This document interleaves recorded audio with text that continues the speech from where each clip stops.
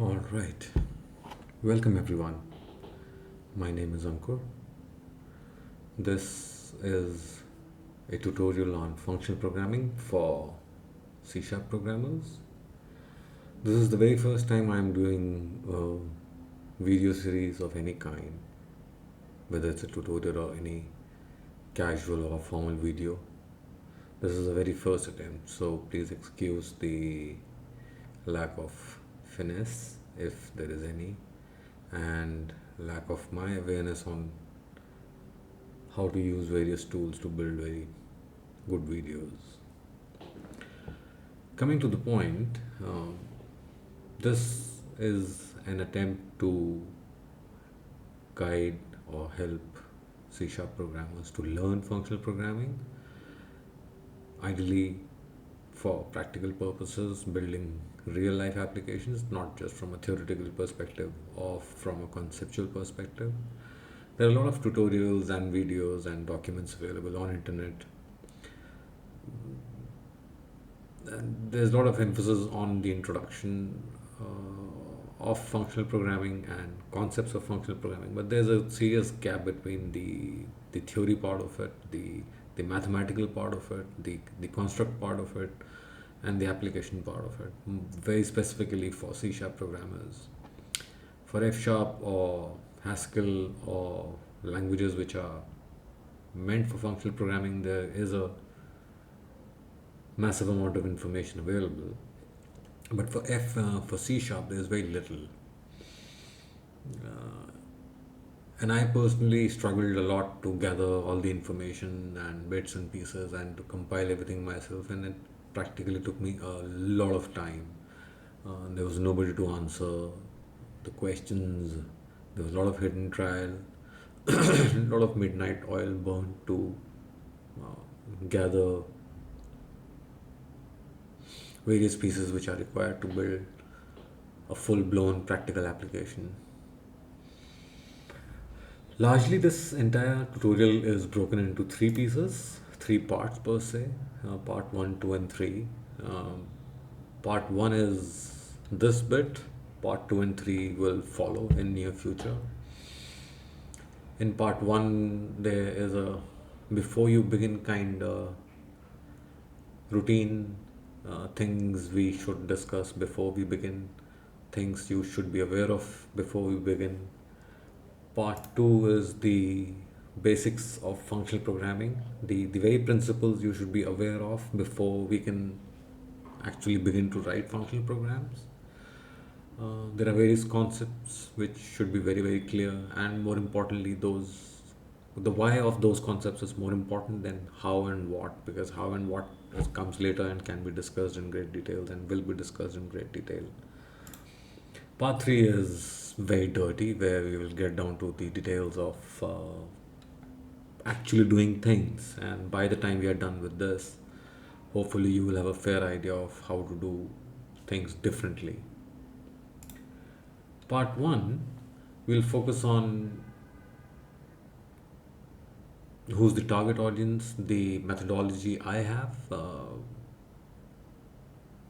and the prerequisites. This is a mini list of I've tried to squeeze it down to as little as possible, as short as possible.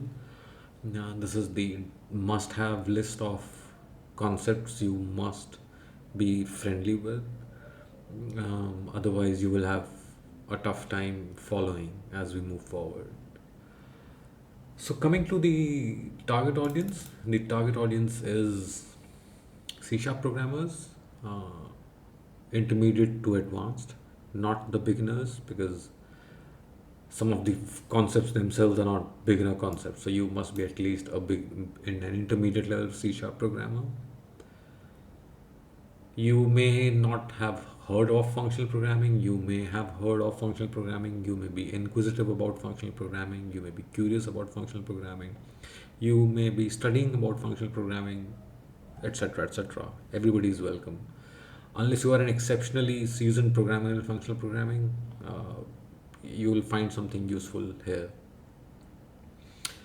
Coming to the methodology bit, so for the methodologies in question, I'll follow more of a discussion and show you how to do it approach, as opposed to pre-written code and libraries and documents and videos, etc., etc. I would like to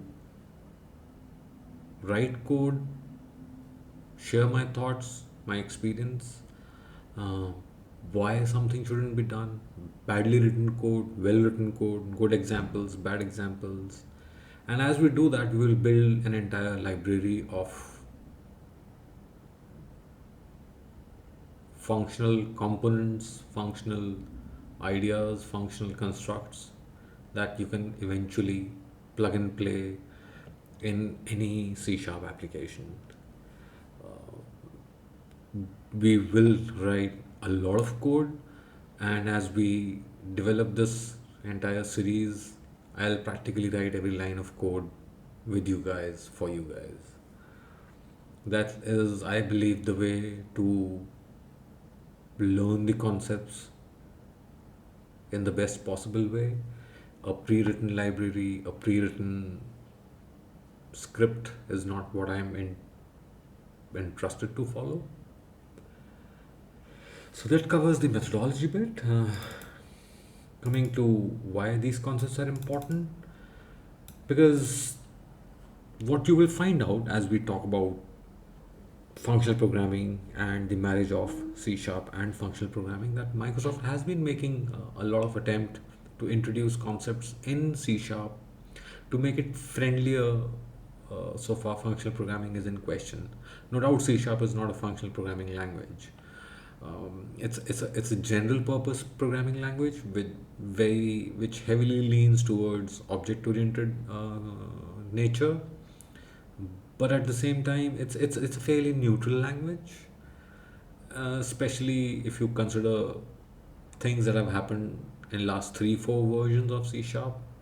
There are ton of changes, or not changes, but enhancements and additions and augmentations in C sharp, which make it pretty good, not perfect by any means, but pretty good candidate for writing functional code. Entire link as a library is heavily functional in nature, though programmers don't tend to realize what they are doing when they use link, etc., etc. So these concepts are extremely important. I may dedicate sections or videos for these topics: pattern matching, nullibles, extension methods, named arguments, etc. And most importantly, the entire async await concepts, because what we are about to write may get crazy if you don't understand what TAP, which is task based asynchronous pattern, and async await are. Things will get pretty scary if you don't understand the nuts and bolts of it. So, on that note, I'll finish this particular video and begin with part 2, where we will get down to the introduction of functional programming. See you guys. Bye bye.